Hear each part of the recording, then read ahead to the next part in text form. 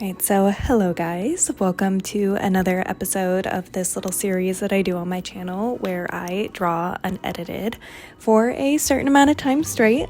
This time I thought I was just gonna draw for 20 minutes, but I really struggled with this piece, and then towards the end I kind of got into it and I ended up going closer to 40 minutes. But basically, I just wanted to have this series because I have a really hard time actually getting up and drawing.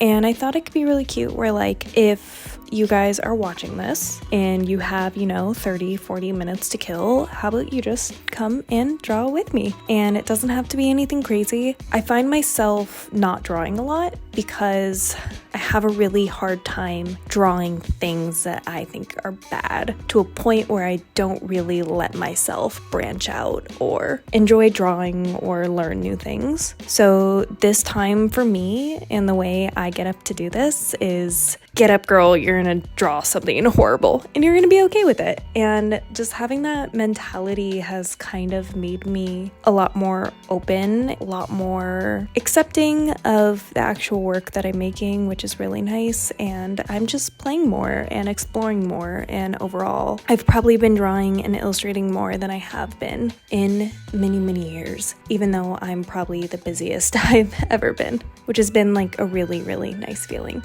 So if you're kind of in the same boat, maybe you're just sitting around, you haven't drawn in a little while, just come draw with me. Come sketch whatever you want. Right now, I'm sketching my fish. You're more than welcome to go and look up fish and just draw a whole page of fish. I don't really love how these turned out. I'm really not proud of the piece in general, but I'm happy that I did it. And I'm happy that this isn't gonna deter me in any way, because I know I get into these cycles of like going to draw and then I'll make something that I don't like and then I just like won't draw or paint for weeks, and that's so unhealthy. I really want to eventually be making art every day and making art full time, and I think just building this muscle of, I don't know, being like kinder to myself and being more okay with failing and trusting that I am a good artist even though I'm making things that might not reflect that way is really, really important. So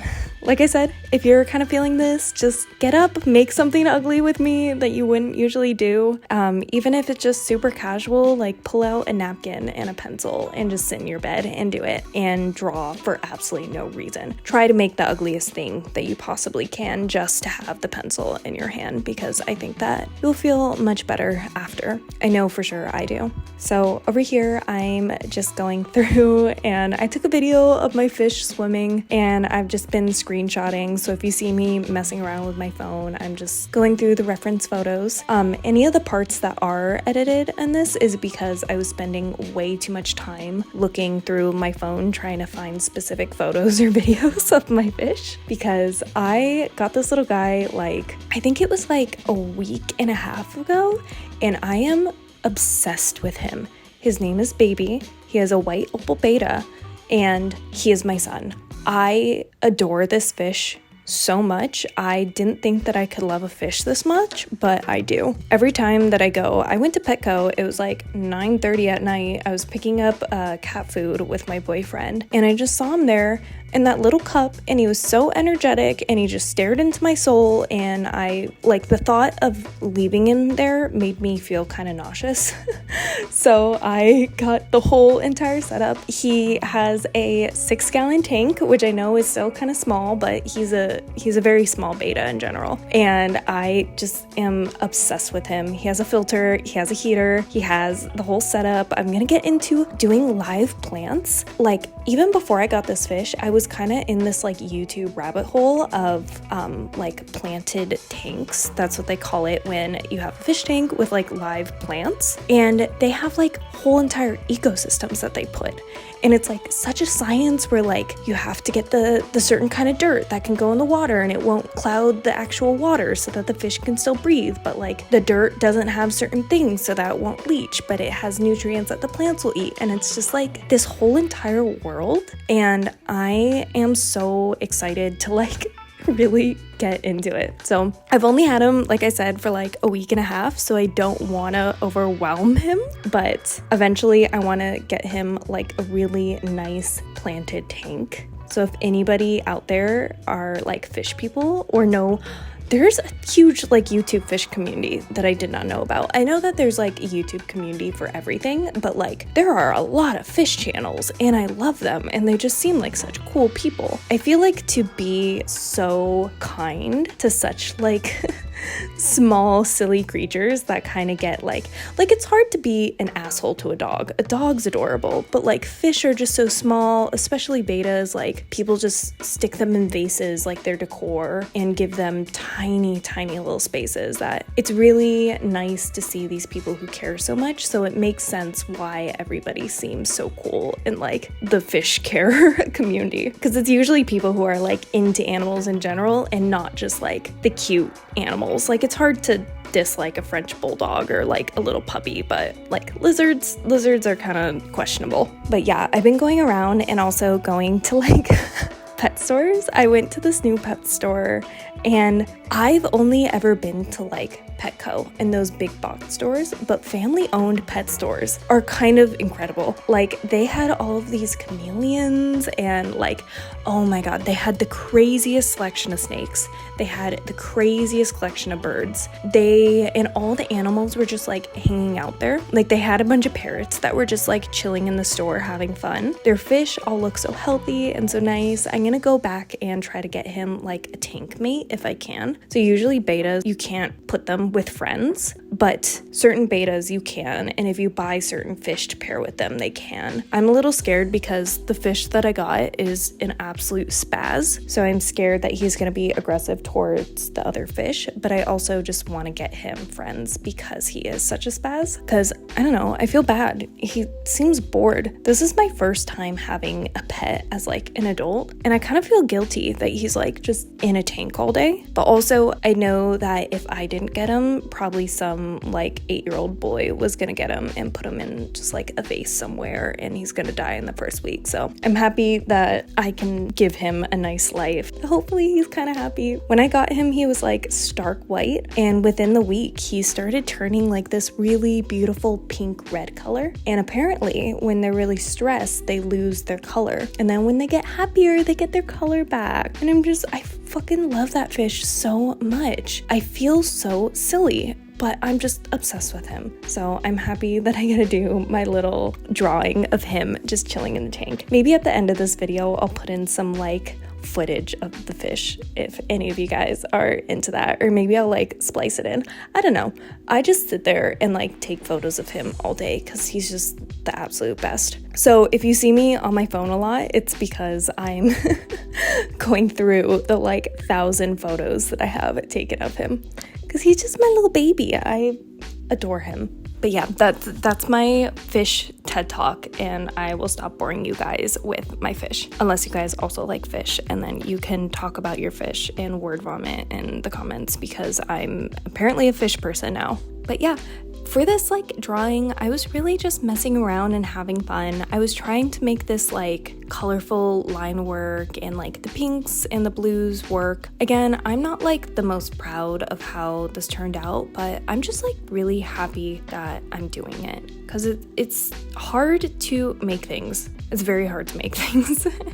And especially like, I don't know. I know my style in painting, but I don't know my style in anything else. And painting portraits and things like that just takes so much time that I would love to be able to just go and draw for like an hour or 30 minutes and still be happy with the things that I make. So I'm trying in general just to like flex that sketching and like quick little drawing, I don't know, muscles that I have. So hopefully I can just not see painting as such like a daunting thing. I've been thinking a lot about like why I'm so hesitant creating art and why it feels like such an uphill battle when it's something that I know I want to do and something that I feel like I've spent a lot of time working on. Like I've been painting and drawing since I was genuinely like a little kid. Like first time I sold any artwork, I was in 3rd grade. Like I can't remember a time where I wasn't drawing. So I don't know why like I'm older now, and it just seems like it's getting harder and harder. Even though I am sinking more time into it, it feels like such an uphill battle. I feel like it's because I'm like 22 now, and I feel like I kind of just started to like gain sentience, and I'm like actually thinking about things. Before I would just draw without a single thought in my head. Now there's all of this stuff attached to it where it's like, is it gonna be good? Is it gonna make me money? Is it worth the hour of time when like there's normal jobs, or I could be working on like the graphic design, or is this the talent that I want to, I don't know, stoke? And it just has really muddied everything, it feels like, for me. But I've just been kind of trying to think about my relationship with art and what I want to do with it, what it looks like if I'm selling things versus just making things that I like. I've always had two types of art, the art that sells and then the art that I want to exist. And I feel like I kept those separate for a long time so that the stuff that I want to exist stays very precious to me.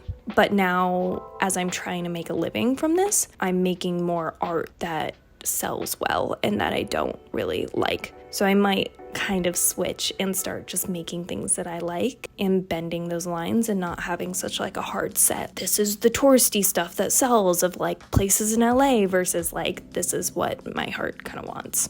I've been just like doing fun series and stuff. I just recently did a series of old LA theaters, like movie theaters. That was really fun, and I feel like it resonated with a lot of people, especially because I've been going and doing art markets. I've done 2 or 3 art markets in the last month.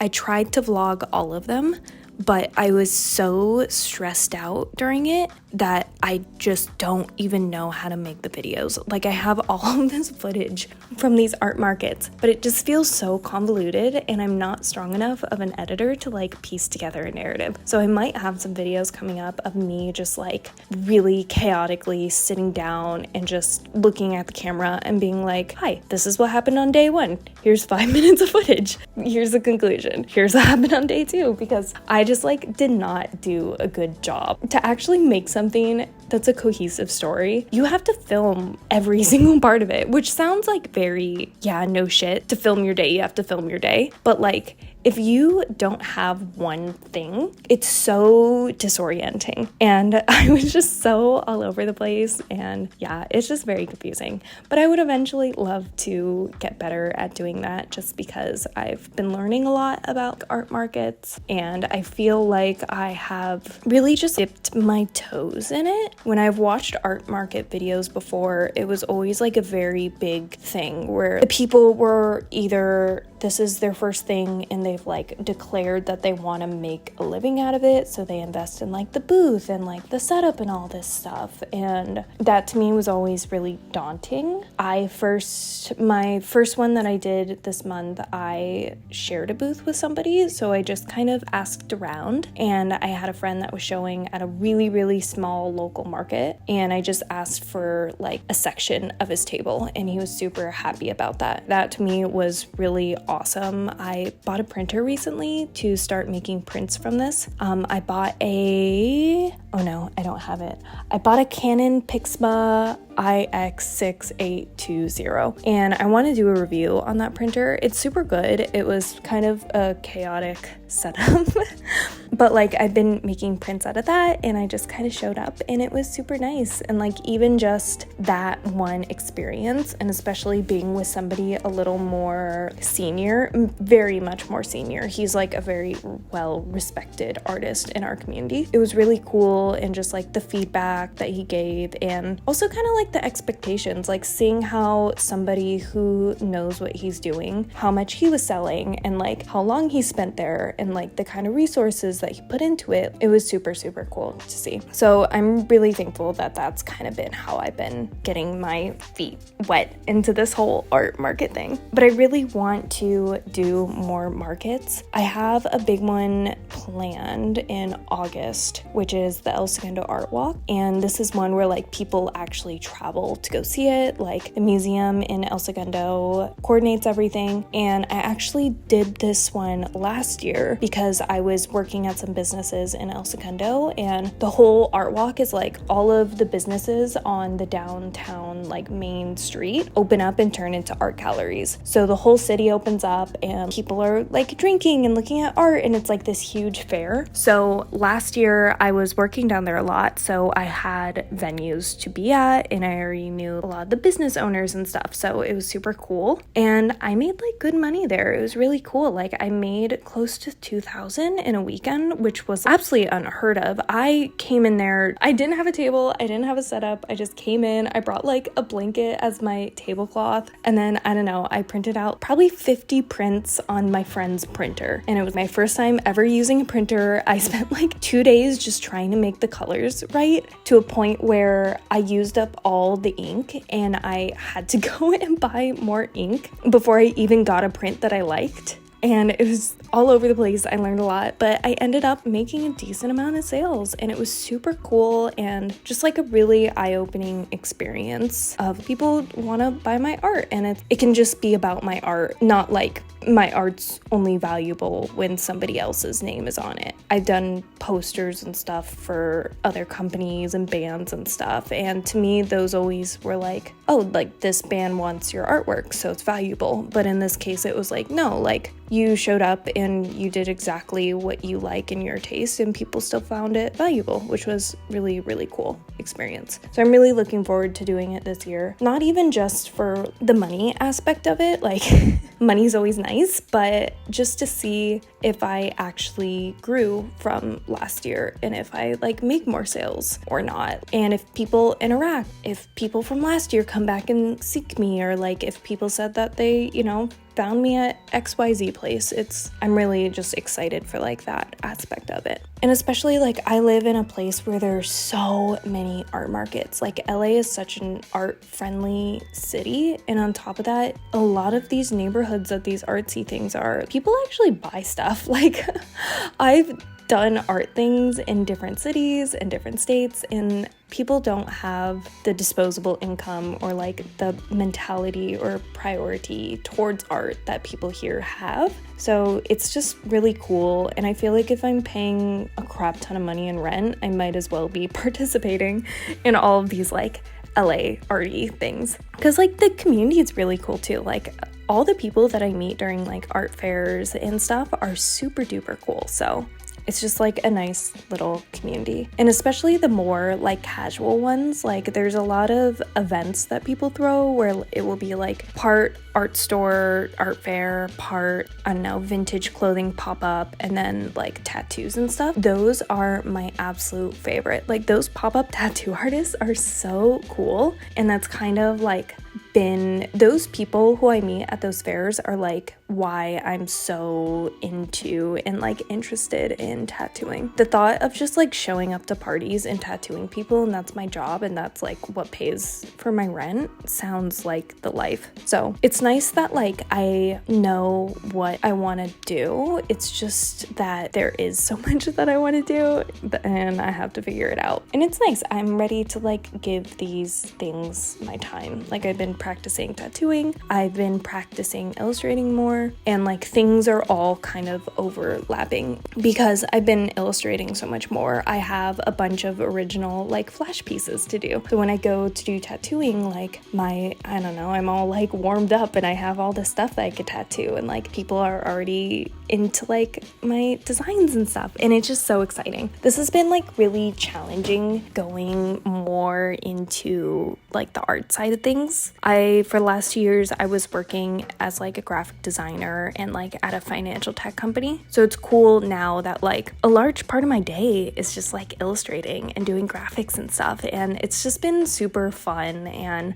really challenging, but in a good way. I remember when I got that financial tech job, it was like my first corporate job. I didn't go to college. I didn't know like the lingo, and it felt just so challenging. Like, I don't know, fitting into that corporate world and like figuring out how to communicate to get things done, and being the only designer in the room and like having to sell my work to people. That was just like, it felt like the most challenging thing. Like, even when I was in college and like studying engineering or like hard things, it wasn't as hard as like being in a meeting and not crying and trying to explain to a bunch of people why your designs are valid, or like how building a website works or something like that. I got so used to, in the last couple years, my challenges being around communication and,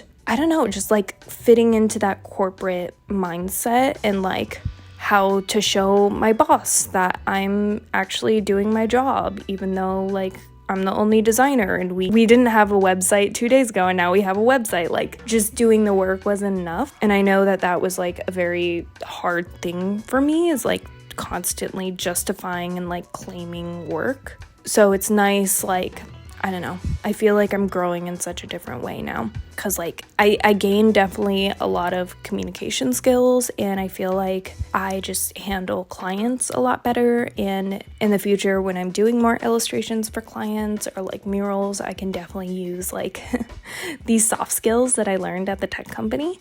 But it's really nice just working towards different things, where now I get to work towards like these technical skills that I really, really prioritize. And I'm excited that what my taste is and what I can actually make is getting closer. It's probably like, I'm not on TikTok, so I only see stuff on Instagram. So by the time it got to Instagram, it must be like viral on TikTok. But I saw something where it was like, when you're an artist, in the beginning, it's really, really hard because your taste is better than your skills. And you're gonna be making things that aren't good for a while, and you're not gonna like it. And I feel like I'm finally getting to a point where my artwork is meeting my taste, and I know how to pivot to different styles and like the kind of styles that I like and what I'm capable of. And like, sometimes certain styles just take so much more of my energy because it's not how I naturally work. And I've been finding styles that work with flows and systems that I already have in my art, which has been like really, really, really cool to see. Like, I know when I paint, I really like to paint subtractively. So like, I'll make a blob and then I'll cut out the blob, kind of. It feels like I'm chiseling away at pieces, and I have figured out how to do that digitally. I don't really use it on this piece that you see right now, but like my little illustrations I've been doing on the iPad and digital, I've been able to like chunk things out like that and chisel and work subtractive, and it just feels so nice to like combine things. Oh, and you can see finally my phone's in frame, my little baby boy, and you can probably tell that he used to be like pure white, like maybe a little bit baby pink in certain lights, but like pure white. So that red tail is very, very new and definitely was not there when I got him. But I'm just so happy that he's happy enough to grow a new color. That's so fun. I'm so proud of him. But yeah, since I got laid off, it's been weird, like not having as much structure. And I definitely don't want to get another corporate job, but I just need to find something that is a little more structured than what it is now. And I know that eventually I want to get to a place where I have established things that provide me structure. If I'm, doing shop updates and have my own online store, and like every month I do a new order, like a new little collection, then that is really good structure. I just feel like I don't have the resources to do that yet. So I'm really excited to just like kind of grow my savings and grow my like tolerance to being my own boss, because I'm definitely not used to like managing myself and consistently making things when there isn't somebody like breathing down my neck or it isn't for like a company. So, but I'm really excited that eventually I can go to that. And especially having a little savings where like, if I do just like want to do this full time, I'm not going to be worrying about my rent and all this stuff. Or if I find another company that like, I'm still taking freelance work for like tech and software. Like if I find one job that pays me part-time and then the rest of the time I could just dedicate to like art and things, feels really good. I feel so not like a creative. Like I am so structured. I get really anxious when I don't know what's happening, when I don't know like where my money's coming from, if I can't plan at least a couple months ahead, I feel like a little baby having a meltdown. Like, I didn't know that it wasn't normal for people to like plan out their day hour by hour. Like, the first thing that I do when I wake up is I plan out hour by hour in my head what I'm doing. And if I don't have like a firm grasp of literally everything, like if I'm where I'm eating lunch, where I'm eating breakfast, like if I'm going to a grocery store days are different than normal work days. I need to know by at least 7 a.m. when I wake up if today's a grocery store day or not, because I don't know, my mentality for the entire day is just gonna be different. But I'm just learning that about myself, and I feel like those tendencies and like being in a job and not having like something corporate and really structured really just like conflict with each other. But I feel like I'll be able to figure something out, like some kind of schedule that just soothes my soul without being too structured like a corporate job. I loved the structure of the corporate job. I just didn't like doing other people's ideas. So maybe I'll just like, I don't know, I'll become my own little corporation. I guess that's kind of like a goal, is to just be able to make things under a name, and I am my own corporation and people can like use my products or stuff. One of the things I'm like most proud of is I sell like illustration packs on Creative Market, and I'm just like, I don't know why. I know that they're like silly, but I'm so proud of myself for that. And I feel like doing something like that, like making assets, and like I think part of it I think is so cool because like other people use it as well. Like GoDaddy actually licensed them, which is like insane to me that now my stuff is in like GoDaddy's software, but like different people use that there. And there's like some little woman who's like starting her business and potentially like using one of my illustrations as her logo. And I just think that that's so precious. So the proof of concept is there.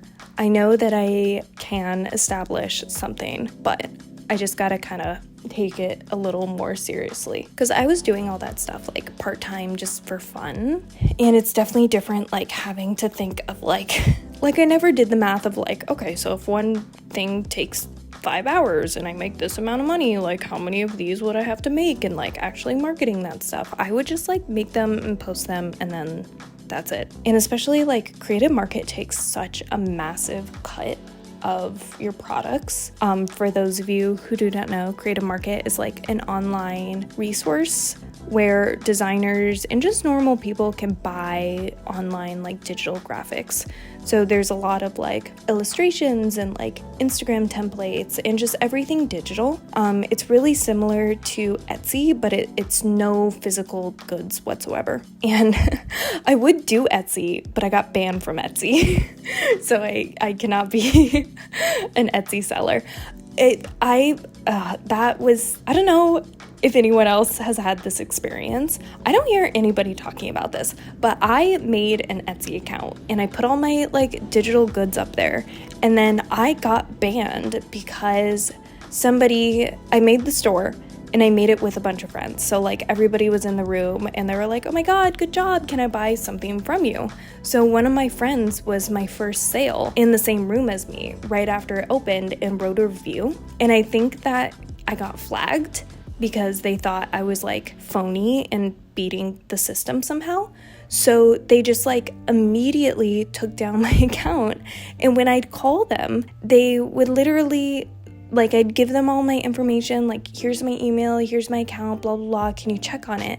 And then they would say, basically, so it says that you violated our guidelines, so legally I don't have to tell you anything, so goodbye. And they would hang up on me. And I called them like 12 times just trying to figure out, because it doesn't even tell you like on your dashboard what happened. It just like blocks you from your account. So one day you have an account and then the next day you don't. And when you go in to try to put in your email, it says like account removed for violations. I mean, that's just it, and you like can't contest it or anything. So yeah, I'm banned from Etsy. And also, they're not very like clear with how these things work. So I tried to make another account on a different computer with a different email, and because I was using the same Wi-Fi network, that account also got blacklisted. So that was like my private Etsy account where I would just like buy earrings and stuff like that. And they also blacklisted that one. So, and it was totally different. None of the emails were linked. Like I used different names, all that stuff, a different computer, like I said, and it was just because the Wi-Fi network was the same, they blocked me. And the even worse part about this is I was doing this all at a co-working space. So everybody who's in that co-working space who goes onto their Etsy account can now get blocked because they'll think it's me. And I told the the person running it that like, hey, just a heads up, I just got blacklisted from Etsy. I'd tell any of your members who run online like graphic stores and stuff like that and warn them, because if they log into the network, like they're also screwed. And if I knew that like it was blocking the networks, I wouldn't have done it in such a public place. There's still a chance that it wasn't that one of my friends bought it that blocked it. It was that somebody who belonged to that co-working space also had a blocked account. So like I got blocked because of somebody else. I wasn't the one doing potential blocking, but I told her and she just like didn't really compute or care. I know it's kind of like a weird thing and it's hard to explain, but I think about that all the time. Like if somebody's at that poor workspace getting their account taken away, because I'd feel so bad. But Etsy, can you not do that? Like, can you just not hang up on people when they get their stuff blocked? I know that it's a lot cheaper to do that because you don't have to deal with like people who quote unquote like screwed up your guidelines. I know that you're like paying customer service people less because you're not dealing with those people, just saying like, no, you guys suck. But it's really discouraging and not everybody deserves to get blocked. You guys aren't very clear about that stuff. But yeah, if you guys are thinking about doing Etsy, just be careful with like what you do with the account, because they are brutal. And once you get suspended, there's a very low chance that you will get your account back. So now I'm on Creative Market, where they take like I think over 50% of the stuff. I should check. Let me check how much Creative Market takes, because the dashboard in Creative Market, it's so bad. It shows you like how much money you've brought them versus the amount of money you actually get. And let me see. Yeah, so they take over half of whatever you make. Oh, which is painful to see, but oh well. And also that's not even including tax. So for all my California people, not only are they taking half, the state is also taking like 20-30%. So fun times. But I wish I could like sell my stuff on Etsy again. I feel like they would do really well, but I got banned or whatever, so guess I'm not doing that. If anybody knows of other like cool online marketplaces, I'm only aware of Creative Market and Etsy. I know that Figma just opened up their own like way to sell digital goods, which I am very invested in because Figma is like my favorite software. They just got bought by Adobe, and I don't want to talk about that, but that's okay. I just hope that Figma stays Figma, because I also have beef with Adobe. I want to talk so much like crap about Adobe that they ban me too, because boy, do I have so much to say about those guys. If I ever get a lot of money, I just want to make free stuff for creatives. These big companies, especially Adobe, have such a chokehold on the entire industry, and just the way that they know it and they monopolize and they charge so much is kind of disgusting. Like part of the reason I hate Adobe so much is because in college I wasn't making any money, and I always remember being on the phone with their customer service and crying because they just overdrew my account, and the guy said that to stop my monthly membership, I would have to pay for the rest of the year, and it was like $143, and the $15 like student version was overdrawing my account. And since then I have had just such a horrible taste in my mouth about Adobe. And you know what? I think it's warranted. You guys, your software looks like it's from the freaking 90s. It is so not intuitive. Like when I go into Figma, and again, I love Figma, so this is just gonna turn into me talking. I could talk for 15 hours about how good Figma is, but guys, it's 2023. When I use your software, it feels like I'm using stuff from the 90s, probably because it is from the 90s. And it's creative people who make the actual good tutorials and you're fucking them over. Like I have never figured out how to use your program through an Adobe made program. It's always been like a fellow creative person, and usually a pretty young creative person who's just starting and trying to make money. So the fact that your software is riding on the backs of this very specific people group and you have just horrible practices and do whatever you want and just suck us dry sucks. Like, we should be able to just buy the software once if we want to. None of this like monthly membership thing. You guys are horrible. And then charging us to cancel. One of my goals for this channel is to have Adobe ask for a sponsorship just so that I can bring to light a list of issues that I have with their software. I want to be like a sleeper agent. I want them to hire me for something, and then I can just infiltrate and plant all these ideas and yell. Because like you guys have a responsibility, and it's disappointing to see where you guys take it. And whenever I see smaller platforms, that's part of why I loved Figma so much, is because they were a smaller platform that it was designed by creative people. It has done nothing but made my life easier. It amazes me every single day. I feel like genuine delight when I use Figma. I feel dread when I use Adobe products. And you have the audacity to charge me more per month? Are you kidding me? Just because you made up your own fucking file formats in the 90s? Absolutely not. I will support anybody, anytime who is trying to take down Adobe, okay? All the Kickstarters, everything.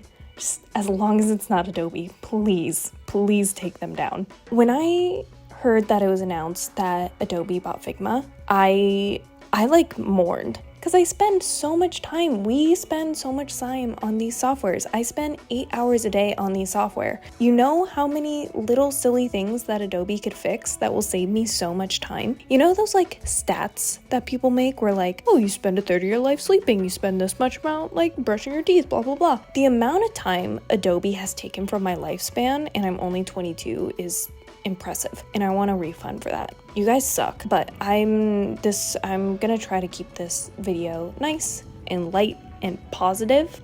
Anybody else who has Adobe beef, I know that I am of the minority here. Please sound off in the comments below. I want the comment section to just be a place to cyberbully them.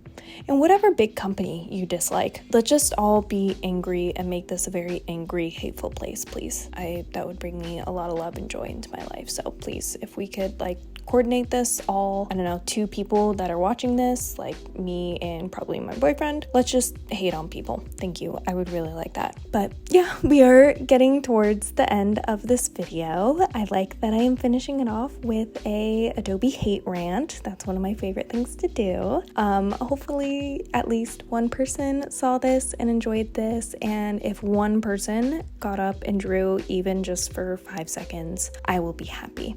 And at very least, I am happy because I had to get up and draw for this. I really don't love what I make, and I like mean that with my entire soul when I say that. I don't think it's pretty, but I'm happy that I did it because I drew on a random Thursday evening when I wouldn't usually draw. And I need to start looking at art and like the bigger picture and not being as weird when I make things that I don't like. And I think that this is a really nice step, and I am really happy that like these things have the chance to connect with other people, and maybe potentially one day I can get better at making videos and making these and drawings and actually have like a little community where we can all draw together and stuff. And I think that that would just be so sweet. So I had to speak for like an hour straight, and I don't think I've ever spoken this long before. Like, I'm tired. This is tiring, but hopefully I'll get better at it, because that's also one of my goals with drawing, is getting better at like sharing art and making these. And like I said, hopefully one day I'll be able to make nice things for people, because that is always the goal. And yeah, if anybody has anything that they would like me to draw next, let me know, or any like fun prompts. If you also have a fish and you want to talk about it, please. This channel is against Adobe but pro fish, so those are the only comments guideline. Please follow them. But other than that, do whatever you want, and I hope to see you guys again soon. Bye.